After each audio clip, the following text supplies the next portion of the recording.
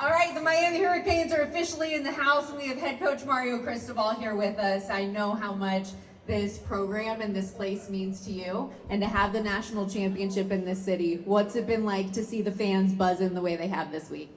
Well, obviously, we're very humbled by the support of our community, our fans, the Miami Hurricane family, and they've been that way the entire season. And certainly for us, the focus is entirely on the task at hand and our 1-0 process, but for our players to experience this type of buzz and support is awesome. And I know that has been the mentality. You just got to go 1-0, one more week.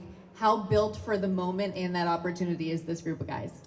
Well, this group first got together last January, and that process is relentless. It's something that you've got to pour your entire existence into, and they've done that. And it's important to stay focused on that, not allowing any of the outside noise or distractions become part of that. They've done a great job of that, been resilient, been tough, and they're certainly looking forward to getting back to practice today. Thanks for this. Good luck this week. Thank you. Go Canes.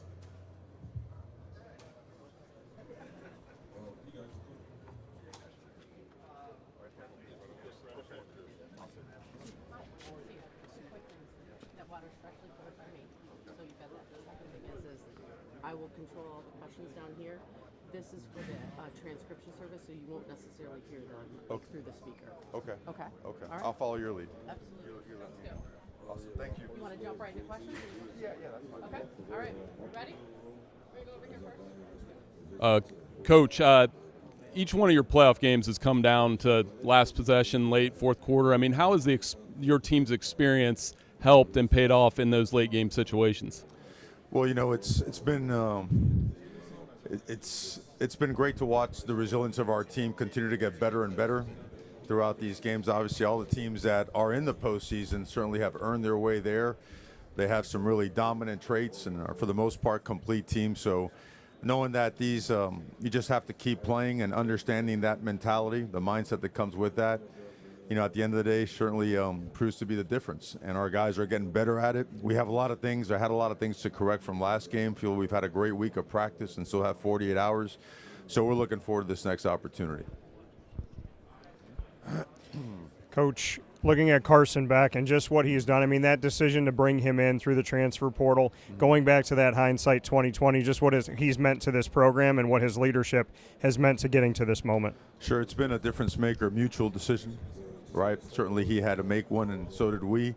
And what we've all witnessed is a guy who, when he has the right supporting cast and the right type of regimen, structure, scheme, play calling, everything that goes with it, and again, the right type of support surrounded by the right people, high achievers, the mentality of people that want to be great and do right by each other, that sky's the limit for him. And again, I think he's just getting started. I think that his best football is still ahead of him, and certainly looking forward to watching him play his best game on Monday night.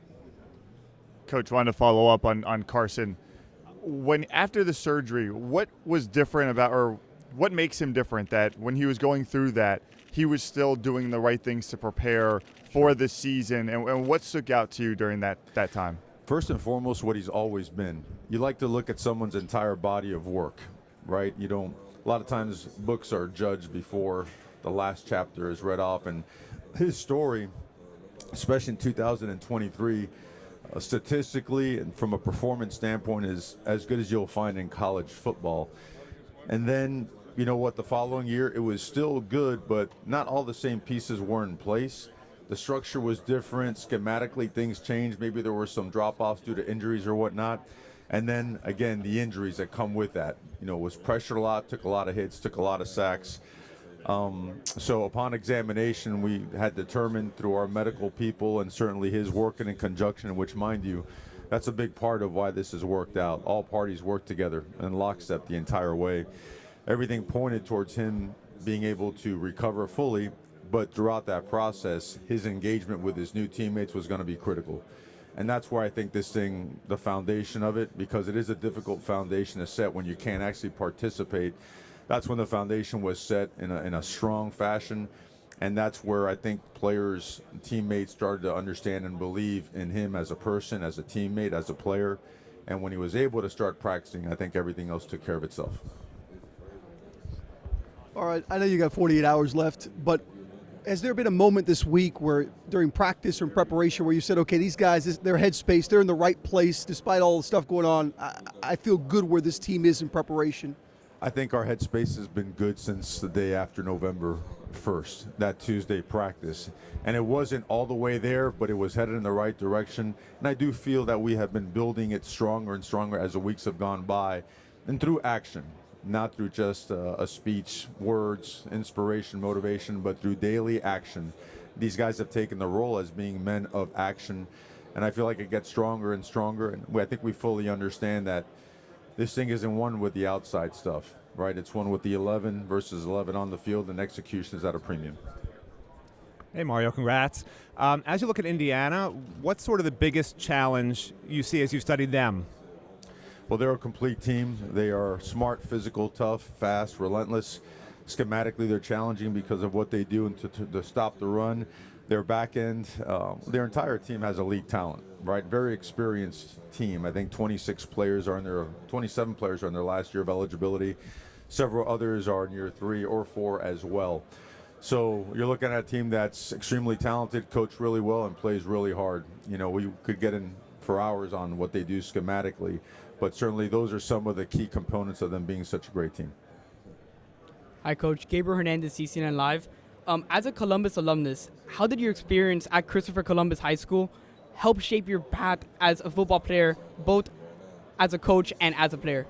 Columbus is, just like the University of Miami, is everything to me. It took a couple of young knuckleheads like my brother and myself, and really was regimented, structured. Our position coach, Fred Foyo, may he rest in peace, absolutely off the charts. Coach Linsky, who coached linebackers, but the overlap with us was awesome. Coach Zorzi, may he rest in peace. Coach Lavelle, our head football coach, is such a key component in our lives still to this day.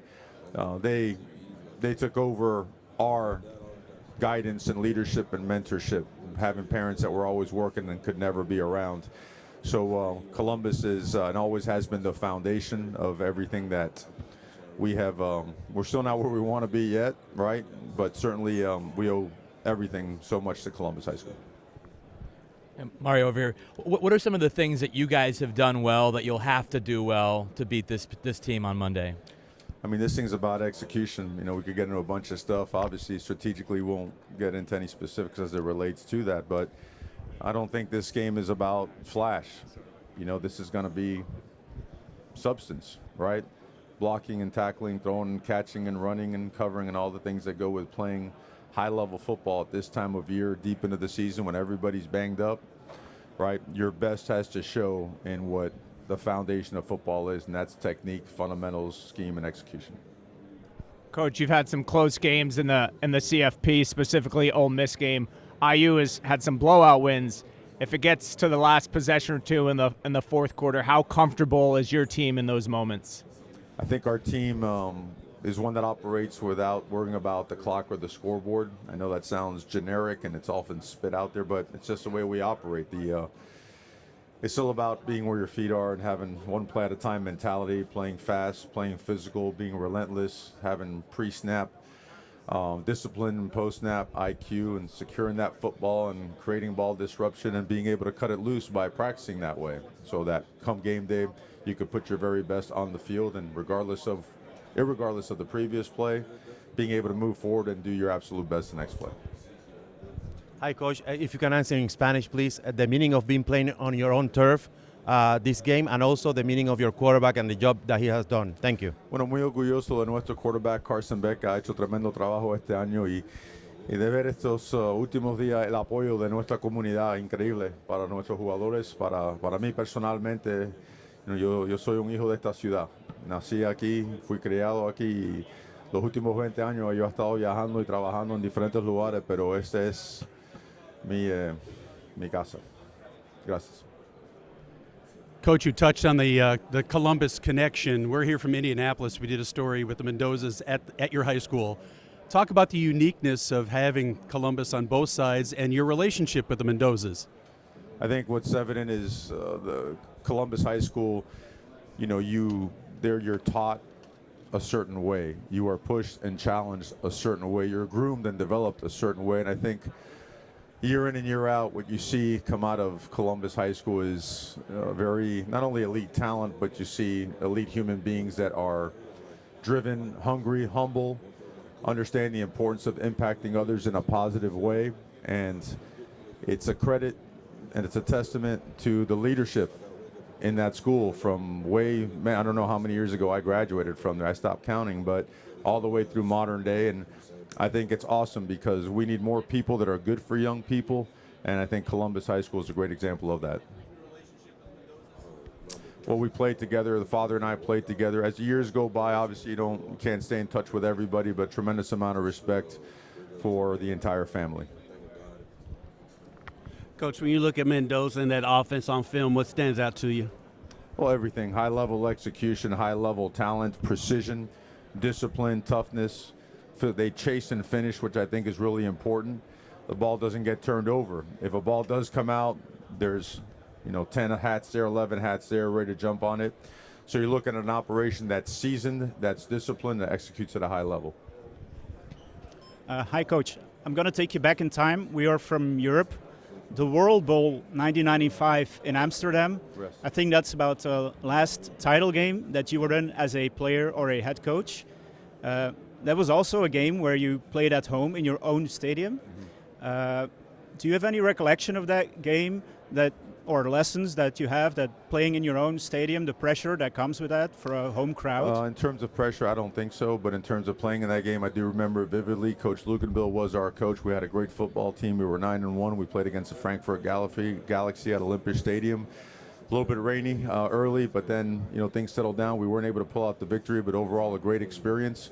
And certainly, I think when you go away and you realize how much you love football, and you're up, your back's up against the wall, and say, hey, is this going to continue for me as a player? And how am I going to have to fulfill this dream of playing? And how much does it mean to me? And if it doesn't, if I can't get there, do I want to somehow transition into the coaching world, right? So all in all, extremely grateful for the opportunity. I thought that it was an unbelievable experience for everyone involved in it, and provided some great memories for us. Coach, when you look at the success that Cignetti's had in such a short time at Indiana, what impresses you about what he's done so far? They've done a great job top to bottom and have proven themselves as the #1 team in the country. Hello again, Mario. I wanted to ask you, you're preparing for the biggest game at Miami in One more time, I'm sorry. You're preparing for the biggest game at Miami in 23 years. At the same time, you have to look to next year with the transfer portal. Has that balancing act been difficult? It's sort of the first time championship teams had to deal with this in this sort of new system. I think what we all know, there's no balance. You just got to go. You've got to count on just going and load up on your coffee or whatever helps you, put in extra hours, and you just go. I mean, can't complain about it. It is what it is. It's the calendar we all know needs work. We need to find a remedy that works for everybody and makes sense for everybody, and allows for both student athletes to pursue their best opportunities while somehow, some way, maintaining the principles and values that come with college football, which I think we all know we've lost that a little bit. We have. And then obviously we're up against a different clock, being that we're still playing, and all the focus for us is on playing. And then all the extra time which you have to cut into your own time to continue to build your team for the future. And we feel we've done the best that we can thus far, and we're going to keep going. Hey, Mario, Mark's one of a lot of kids from this area. Mark is one of a lot of kids from this area who are back. You obviously have that background. Could you put into words what that means for kids who grew up here? He was talking about all the Little League teams he played on and been back here and playing for it all. What that means to kids from this area? Well, a lot of these guys, like myself, you grew up watching the University of Miami, and you wanted to wear that U on the side of your helmet. You wanted to play in front of family and friends and the community, and the community has watched these guys play for a long, long time. I mean, youth football, high school football here is so big. The community is always engaged, always involved. They're always out there, so they know these guys. So naturally, their support and their fan base grows bigger and bigger. It's almost like fan bases within fan bases. So for them, I think it means everything like it does to all of us. But at the same time, they've been in our processes for so long that they understand that it's still a one game at a time mentality, and that every single rep, every single practice, every single meeting has to have a 1-0 mentality to it. Stay grounded. Stay where your feet are, right? Don't allow yourself to start getting caught up in all the other stuff outside so you don't skip any steps. Names of your first few youth teams here when you played in this area? Still remember the names? Do you? I never played youth football. I didn't. I was a baseball player. I got cut as a freshman in high school. I was walking the hallway, and the coach said, "You're kind of tall. Come out and play football." And that's how it ended up happening. And went out there, and I wanted to play quarterback, but I threw the ball sideways, and I wanted to play tight end. I didn't run fast enough. And so they just kept moving me closer and closer to the football, and I ended up a couple spots down from it at tackle. And thank God I did, because I learned so much as it relates to the sport, but also what it is to be part of a team by, again, the most elite coaches I've ever been around are my high school coaches. And to this day, any major decision that I have to make, I still call Dennis Lavelle my high school football coach. Yes, sir. Just following up on his question, Mario, how much of this week have you had to look just at the quarterback position for the future and put time into figuring out what you guys are going to do there? Anything related to the future, we choose respectfully not to comment on, because for us, all that matters right now is this team and this opportunity. So we'll leave it at that, if that's okay, respectfully. Hi. The SMU loss was like a low point in the season where you went to 2 losses. What changed after that you went on this incredible run that brought you to the national championship game? We were close in the 2 losses, and the things that needed to change needed more fixing than just overhaul, if that makes sense. I think you really find out everything you're about and what your people are all about are in those moments. And as you look across the country, several teams after a loss or two packed their bags, and that's it. It was over. And then for us, it was one of those, we know who we are, and it's got to show, because we have really good people and we work really, really hard, but we're not getting the result that we want. Why? It's in the margins. And in college football, the margins become smaller and smaller and smaller.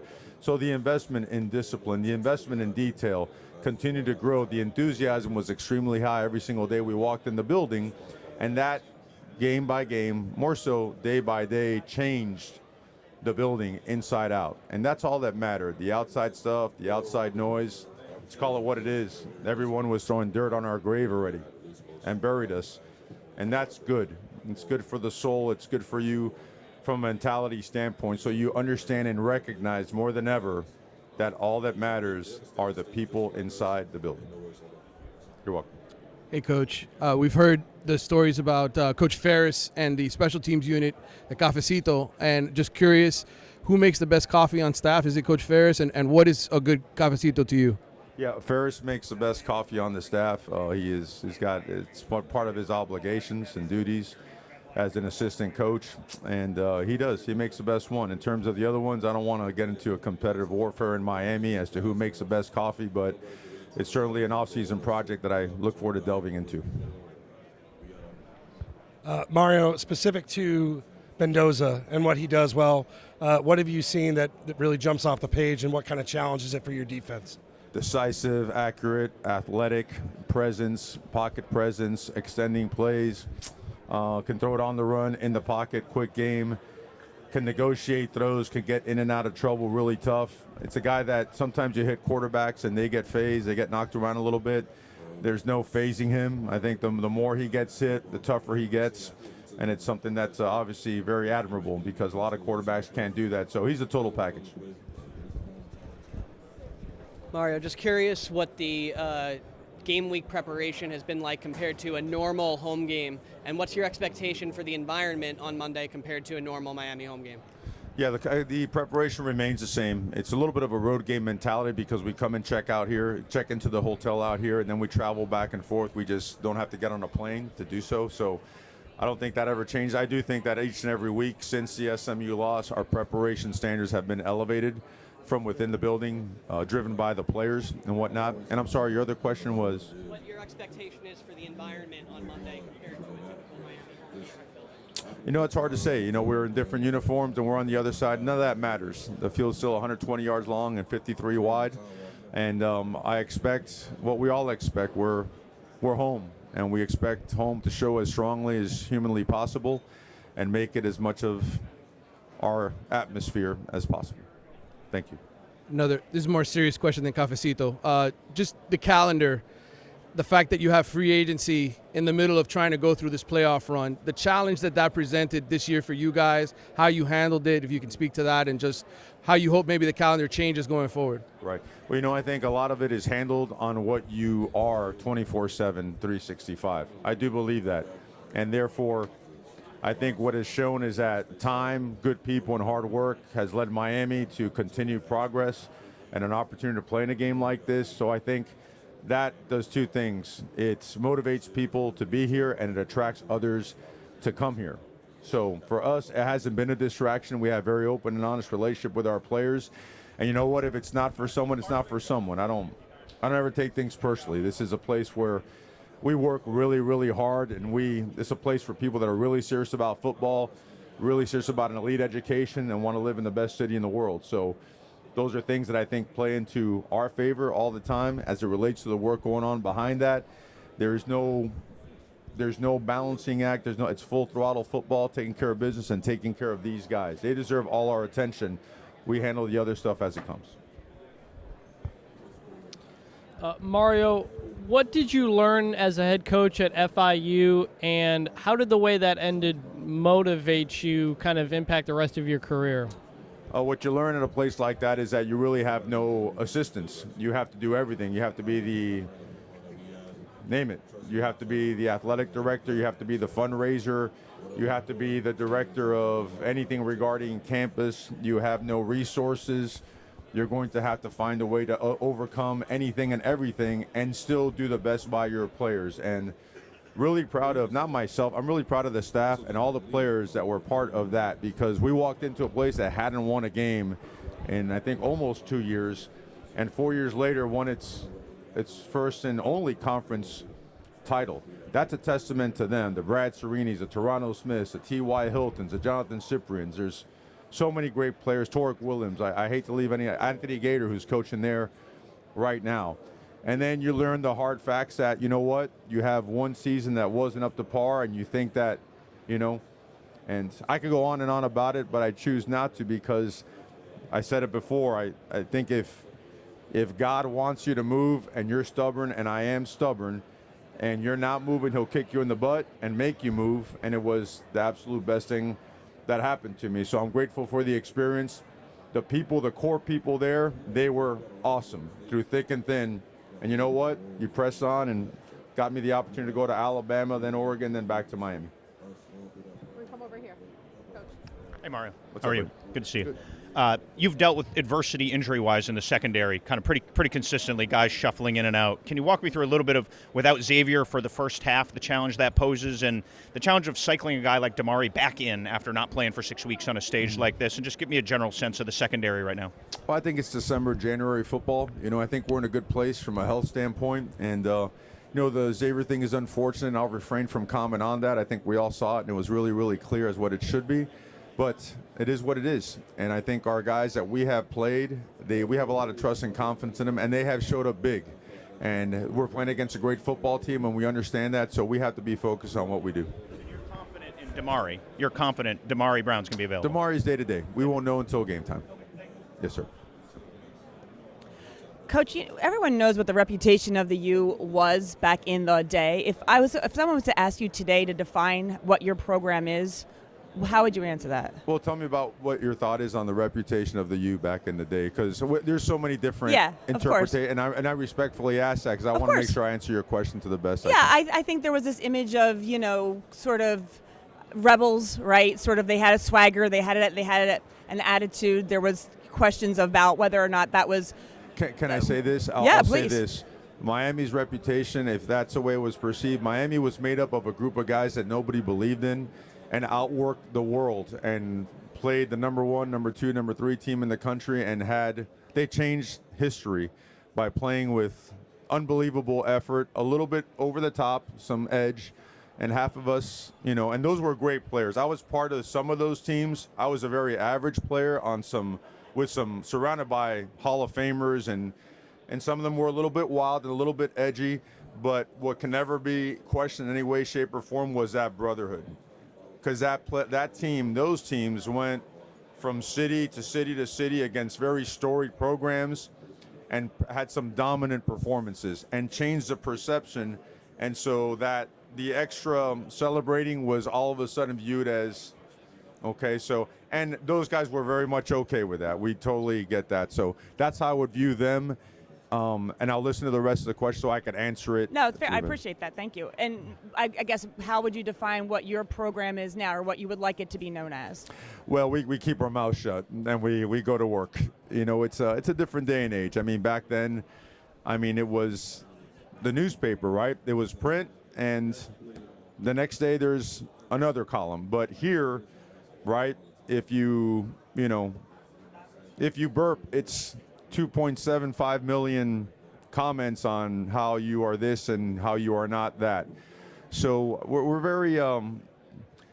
very, I would say, not introverted, but we're very confidential in our approach to everything and anything University of Miami. And I'll say why. It's because I respect these guys more than anything I've ever been around in terms of as an organization. These coaches, these players, they are awesome, and what they have is very sacred. It means the world to them, and to protect that and to keep the integrity of that, we've gone a route where it's different than some of the traditional Miami teams, and that's okay. This is 2025. We're not, no, 26, sorry. Shows you the type of schedules we have. We don't even know. But there was never any lean towards going back. You go back to take the principles and values and bring them forward, but to go forward, and that's, in my opinion, as a head coach, that's the best way to do it. Be hungry, be humble, be driven, have a positive impact on others, and make sure every ounce of focus, as difficult as this game is, a game of football, modern day, everything with the student athletes, pour it all into our student athletes. And keep it that way. It's a little bit boring. I've said it repeatedly. I'm not an exciting interview, but it works for us. And I appreciate the question. I hope that answers it. Hey, how are you, Coach? So, I would say that throughout the course of a game, you may be the most animated coach on the sideline. I mean, it seems like you get so fired up, like you could go out there and play, to be honest with you. So my question is, how much caffeine do you intake before a game? Because you get fired up, or is that just all natural? No, I don't. I mean, it's the regular coffee stuff. You know, I don't.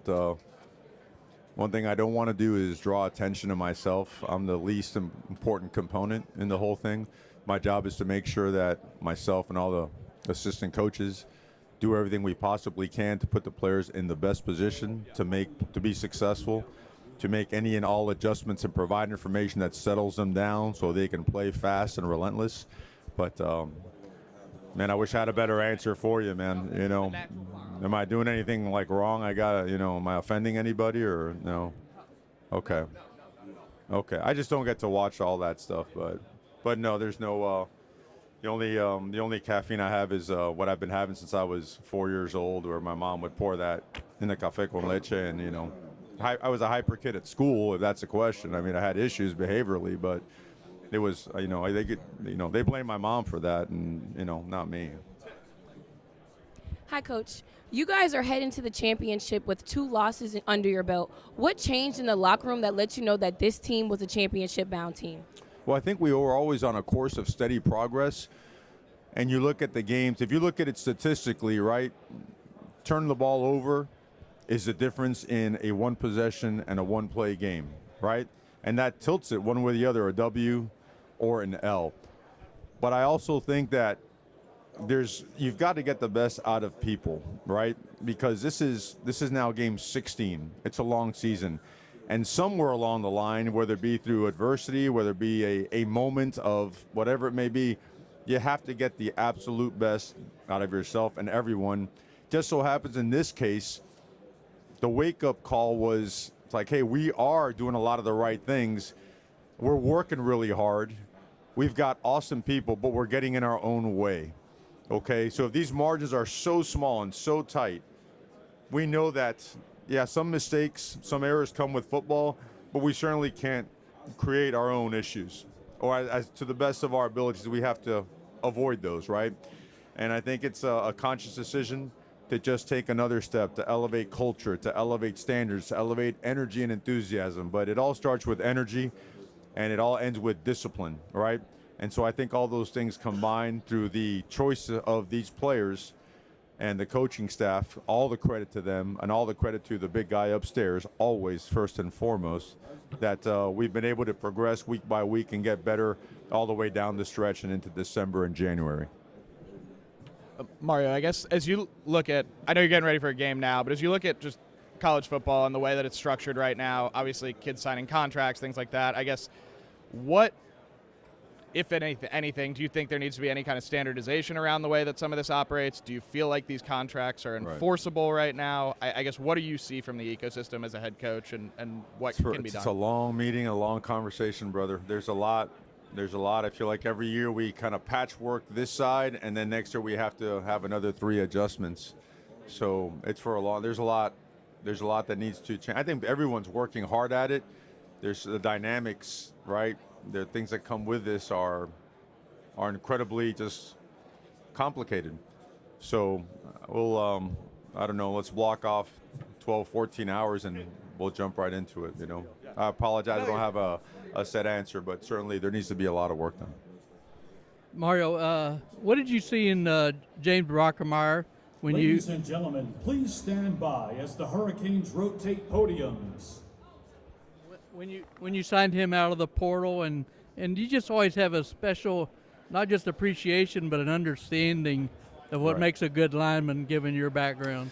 Yeah, James, when he got in the portal, obviously you always want to watch film right away on a guy, and what we saw was a very physical, tough, quick twitch, great balance and body control, individual that had heavy hands and had a really good feel for the game, had great knowledge. The Hurricanes rotate podiums. He had a great feel for leverage, hat position, understood schematically what they were trying to do, because you want to see that from a player, right?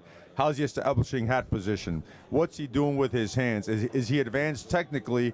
Is he playing with his heels in the ground, or is he on his toes and playing off balance? So we take a deep dive into everybody we look at, and he checked off all the boxes.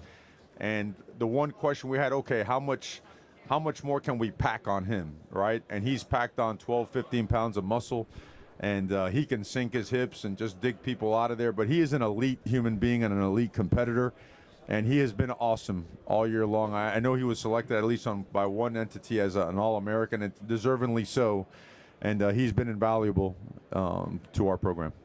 Yes, sir. Hey, Coach, talking about the transfer portal, the fact that players can make money and things like that, over the last 10 or 15 years, how have you had to change your approach to coaching and like team building? I mean, it's kind of a different game now, right? I'll be honest with you, absolutely zero. You know, and I want to say this, and I hope I don't offend anybody, but if you have to change the way you coach because you're afraid of a portal, you weren't doing it right to begin with. The principles and values of the guys that actually Coach Mirabal and I got to play for at Christopher Columbus and Dennis Lavelle, we believe in that. And that means you challenge people, you push people, you're good to people, you're demanding but never demeaning, you get the best out of them, you're there for them like their very own parents would be, but you certainly don't compromise what comes with betterment. You have to push people. This is not for everybody. And so I don't believe that has to change, and we're never going to change. And by that, when I say change, let me pull that back. We have to always get better, and we're committed to that, and we're always diving deep into. There's no one on our staff that says, hey, we have all the answers. That's not the case. We're always trying to get better. But I think I have a feel for the question that you're asking in terms of, do you tiptoe around it? Absolutely not. You're doing a disservice to a player. This is their last pit stop before they go into real life. And if you don't continue to develop them and continue to enhance the principles and values of their own household, if they were the right ones, if you shy away from that and turn a blind eye on that to make a guy feel warm and fuzzy just to not rock the boat, I believe that that's criminal, and I believe that that's letting down a player. And it's our job, all right? And we need more people to do this. We need more people that are good for young people, because at the end of the day, they are our future. And when they make a poor decision or mistake, I don't blame them. I blame the adults.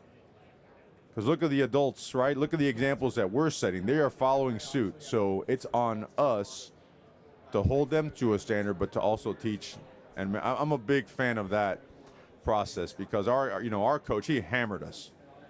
And he was awesome. And Jimmy Johnson, Dennis, they hammered us, And Coach Kehoe, Coach Wise, Coach Greg Smith, they hammered us. And with the right stuff, never in a derogatory or a demeaning way. I hope that answers your question. Hi, Coach. You were talking about recruiting earlier, and I guess similar question on recruiting. You were talking about recruiting earlier. I guess how has your staff's recruiting approach evolved over the years as you've gotten the on-field results, but also as you've learned what approaches do and don't work for you? Well, the approach has to get better and better. We're still not at optimal level like we want to be, but it is a relentless approach. But first and foremost, it has to be genuine. The foundation of the relationship built has to be honesty and transparency because, to your question earlier, there's a transfer portal. If there's any fake, nonsense, BS along the way, that's going to be a one-year transactional relationship. So that's the foundation of everything. I don't think it's very complicated. And I think if you have a passion for the people you work for and the place you work for, I think that oozes out of you. But I do think that you have to be relentless and show genuinely how you feel about someone and how much you do want to coach them and have them as part of your organization. Hey, Mario, two things while I have you. One, the role of people like a Jessica Lopez, the people behind the scenes that fans probably will never see on the field, their role in getting this thing where you want it to get to. And two, just flipping to your coaching staff, to Corey, what was it that you said, that's the guy I want? Yeah, two incredibly important people, two MVPs. All right, Jessica Lopez, Miss Jessica, was an absolute difference maker for us because she's like a ball coach, okay? She took our academic status, and for 9 successive semesters, we've had a new team GPA record, okay? She's had guys graduate from as little as 2.5 years to having everyone on course to graduate or already has graduated. The culture she establishes, the relationship, and the demands that come with her and her leadership style have been absolutely incredible for our program, and we're blessed and thankful for her on every single day. I thank God that she's with our program.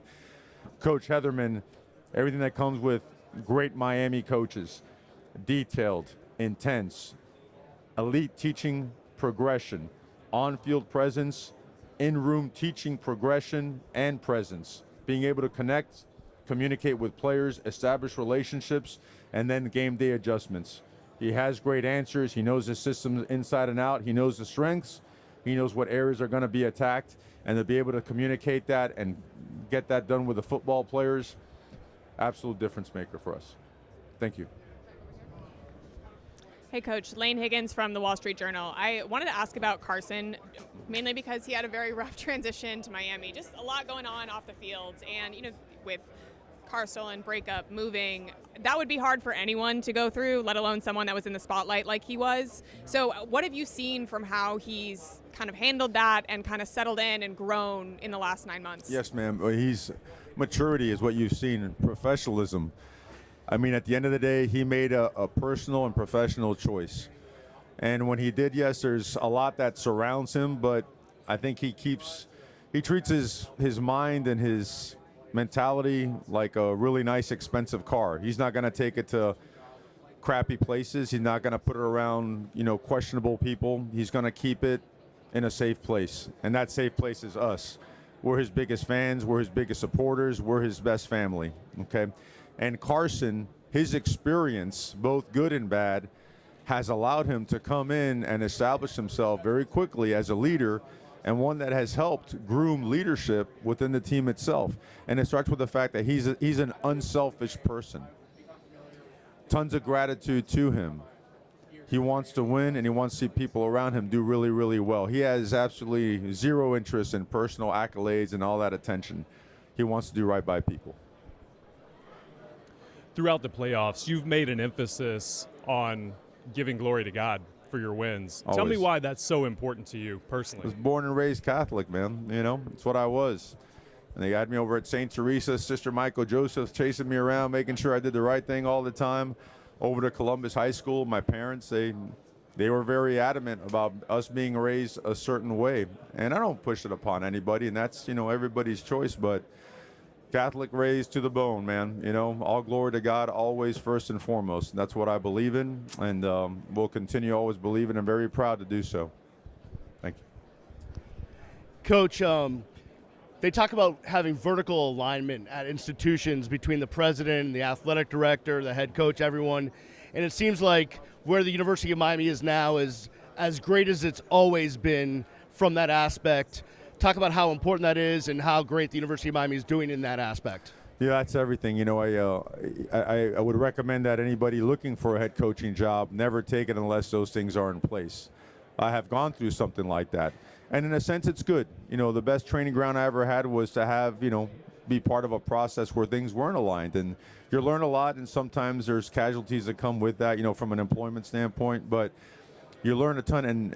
And coming to Miami, that had to be in place, because I believe that Miami in the 80s was so good, I think people fell asleep at the wheel. It's like, oh, we don't need new facilities. We don't need a budget. We don't need to increase staff. We're just going to win. And, you know, you blink an eye and 20 years go by, and it's like, where's Miami, right? And so what you have elite leadership with Joe Echeverria, right? And you have Rudy Fernandez, elite leadership, right? And you have guys like Manny Cadre, elite leadership. These guys are strong-minded, hungry, driven people that understand the importance of everything and how it's supposed to work. You know, you have community leaders like Jose Mas, right?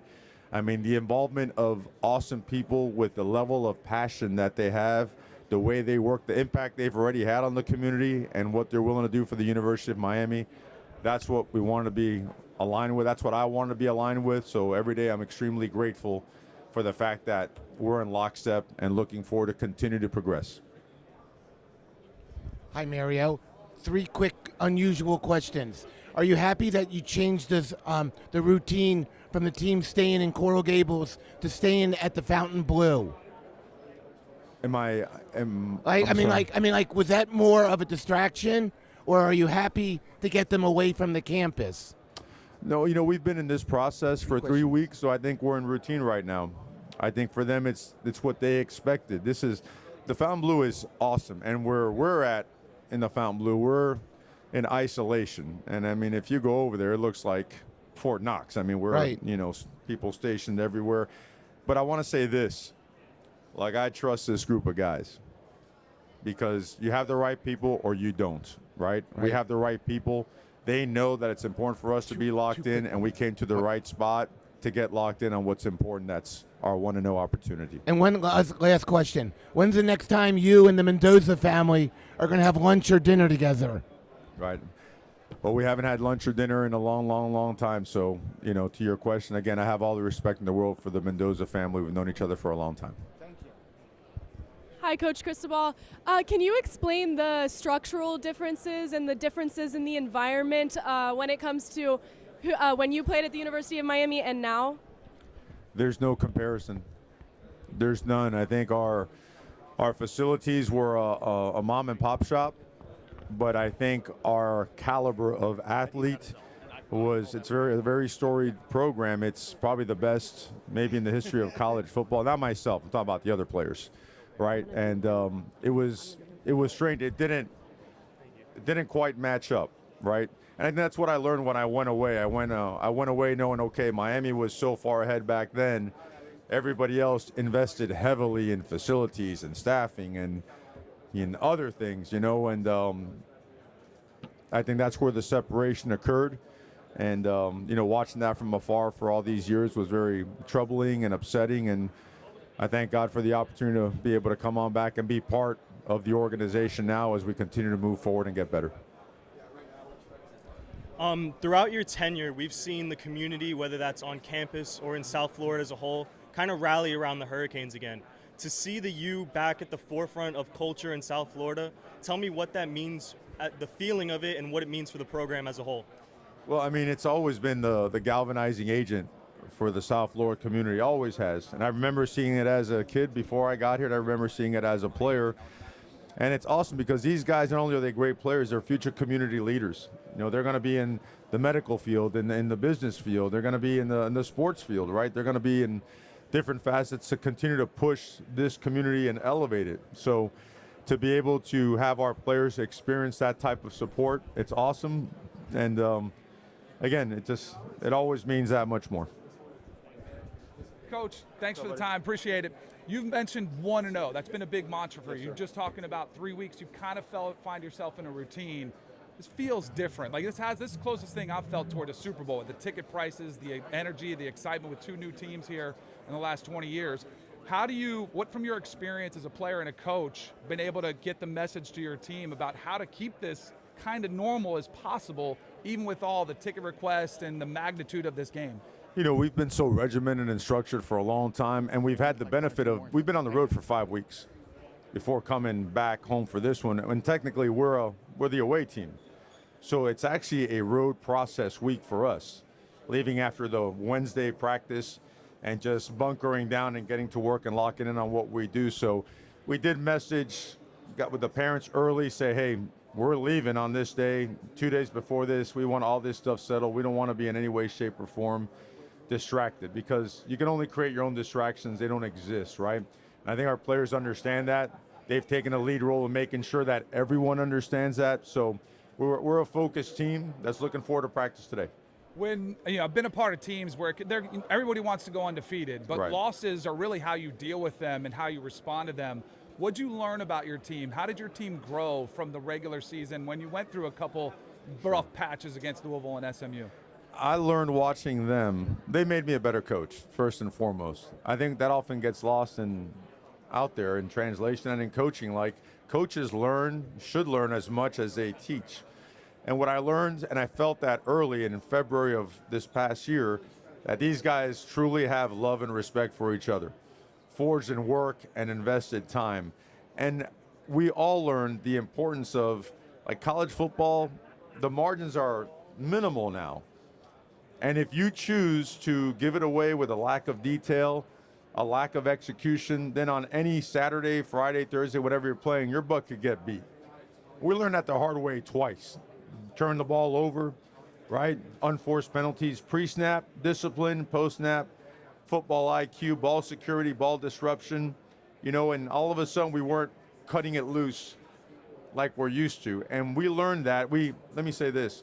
We realized that what we put on the field the first 5 weeks was not showing up consistently enough in those 2 losses.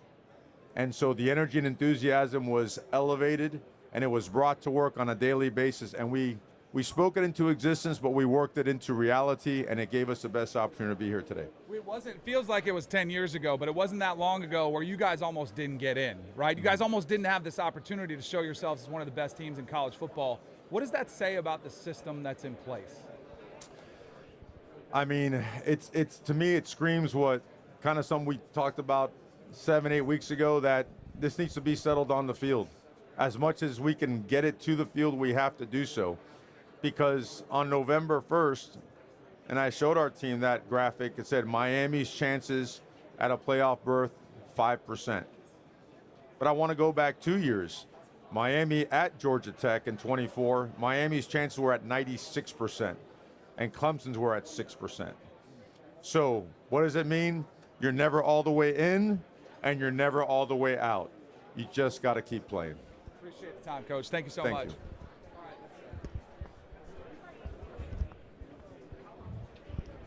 Mario, with college football now being considered one of the 2 most popular sports in the entire world, what does it mean for the Cuban culture? Yourself, Fernando, Coach Mirabal, several players on the roster, this game being on a national stage on Monday night.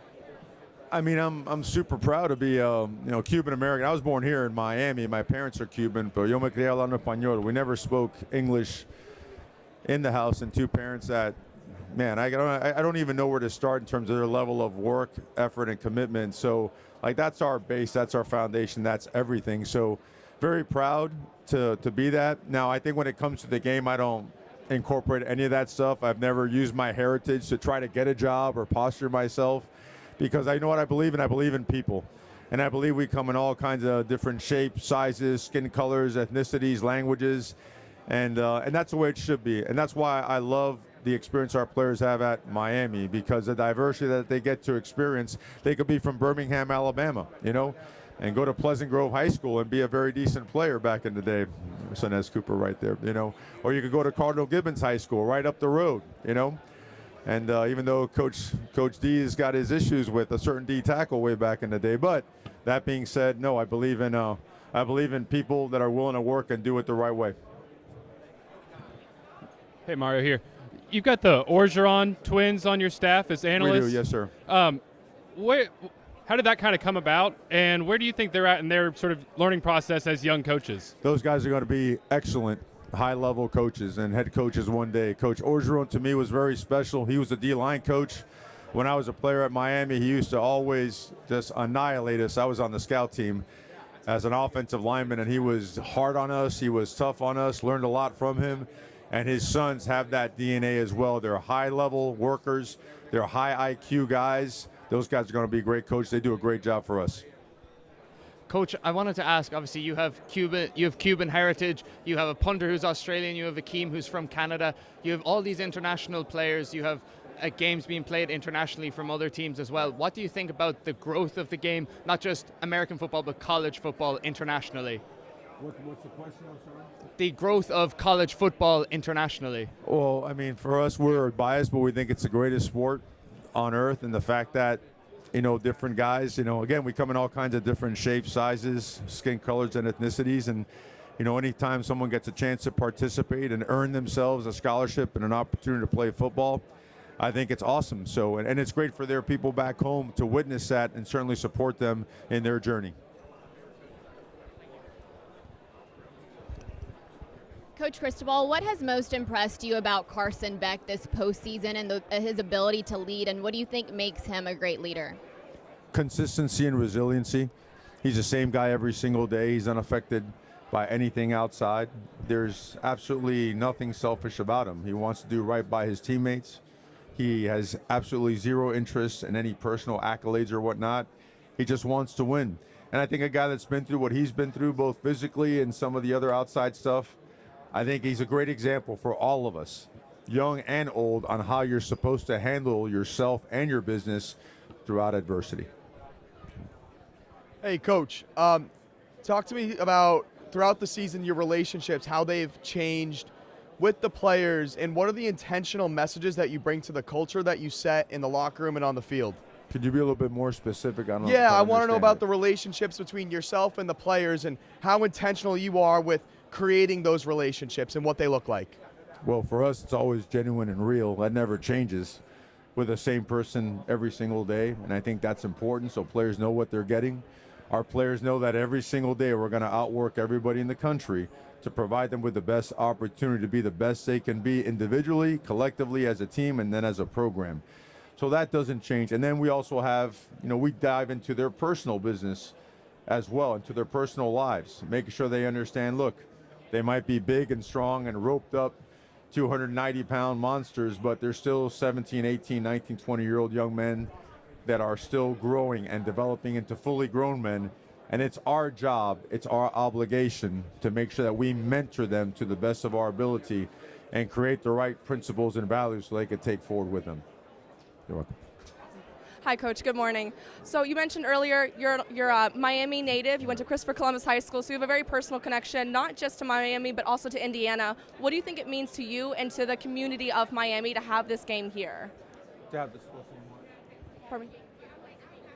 Community. Well, I think when this game was announced that it was going to be in here in Miami in 2026, I think everybody perked up and said, okay, that's year 4 of the journey. And, historically we've had some really good success in our 3rd and 4th years at our respective programs that we've been a part of. And so for this city, again, I've watched it from afar for 25 years. It's yearning to be in this particular and have this particular opportunity, and not just to get here, but to be successful in this opportunity. It's been a cry that's been loud and strong across the country in the hearts and minds of all Miami Hurricane faithful, the entire city, South Florida, and the state of Florida for that matter. So it's for us, it's process, it's practice, it's preparation.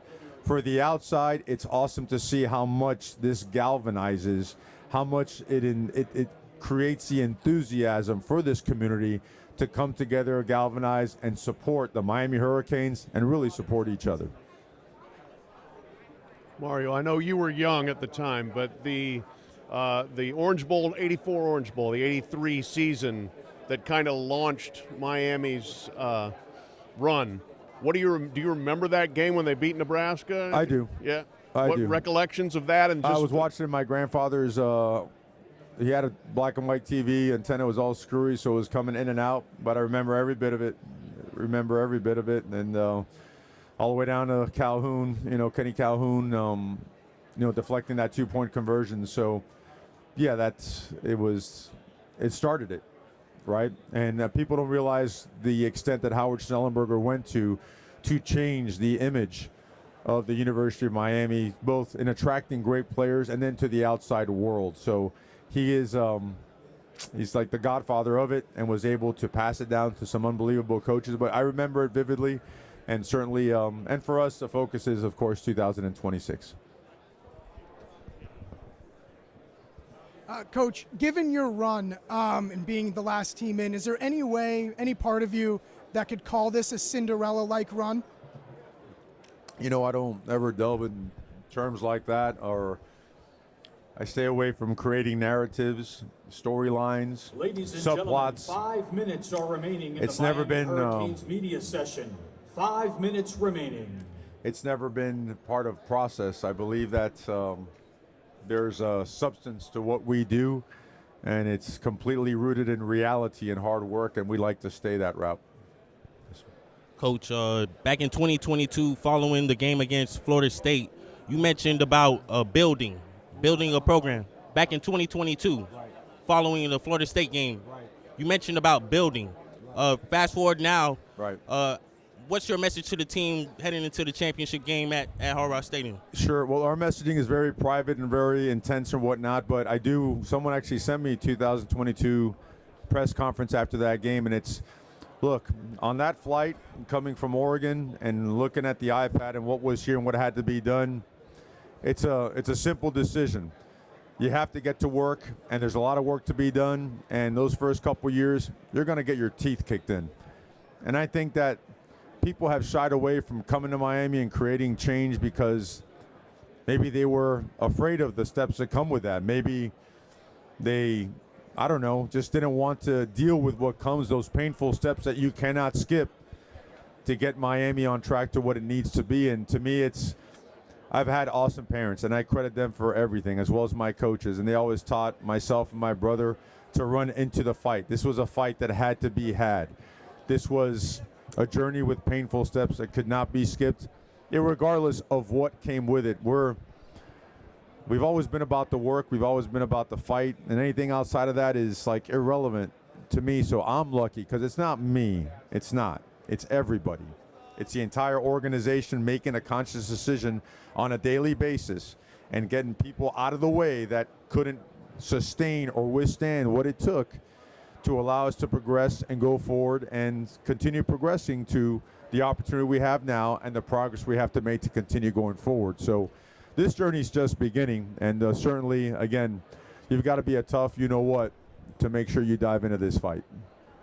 Thank you. Mario, this isn't my question, but you mentioned your grandfather. I'm just curious what he did here in Miami. But my question is, to get here, could you crystallize what you had to learn as a coach to take a team to this level? Is there anything you can sort of crystallize it all down into?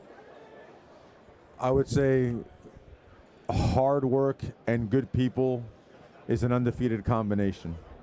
It has to be a given, talent and smart and good decision makers, right? But I believe that good people, hard-working, resilient people, that combination together, working, for a common goal, I think that's undefeated. And that's what it takes, and it has to serve as an example for those that you coach, and also be willing to learn from those that you are coaching, because I tell these guys all the time, I learn as much from them as, hopefully I've been able to teach. So very, very simple. This football game, football's not complicated, right? Blocking, tackling, angles, numbers, leverage. People are complicated. And people complicate things surrounding football. the right people with the right intentions, working the right way, undefeated. Your grandfather, what did he do? What did What's he do? that? Your grandfather, what did he do? My grandfather, man, every day at home was a reckoning. I mean, it's different every single day because my parents were working those two jobs and learn the language and doing whatever they could to make it work. And I never remember being like short of anything. Like they found a way to make it work, and whether it be judo, baseball, football, it was just a reckoning. It had to be done at the highest level, academically, athletically, duties and obligations at home, respect for the family, respect for outside people. I just that's what it was. I know it sounds like the Army, and maybe it was, but I'm grateful for it. I like it, and I know it's boring, and I know it's not exciting, but I'm grateful for it. How would you compare Malachi as a freshman? Have you ever had a receiver that advanced at his age, and what makes him so unique? I mean, as a head coach, we've been very fortunate. We had T.Y. Hilton way back in the day at FIU, and he was incredible. Malachi continues to raise the bar week after week. He's different. He was raised the right way. Awesome parents, awesome upbringing, means a ton to the community, and the community means a ton to him. So, sky's the limit. Ladies and gentlemen, that concludes I wouldn't the compare. Miami Hurricanes I don't media session. In approximately 30 minutes, the Indiana Hoosiers media session will begin. I think when you start comparing athletes, I think you almost I would never Once disrespect again, one that of concludes the Miami Hurricanes media session. We'll see. That story Indiana Hoosiers media session will begin not in yet completed. approximately 30 minutes. Okay. Coach, you play with my uncle, Darren Handy. I've asked him, what were you listening to in the locker room back then? And I want to ask you, what are you listening to in the locker room now and back then? Oh, I can't say that publicly. You know that. Darren knows that. Darren was an elite teammate, an elite human being. He's gone on to do so many great things in the police force and the community. Man, he was fun to be around. Brought so much energy, physical, tough, biggest bench press ever. He's got a chest from me to you. But Darren is, and I still see him every now and then at the reunions. Love and appreciate Darren Handy, number 66. Thank you, brother. How are you? You need anything? You need anything? What's that? Okay. Appreciate you.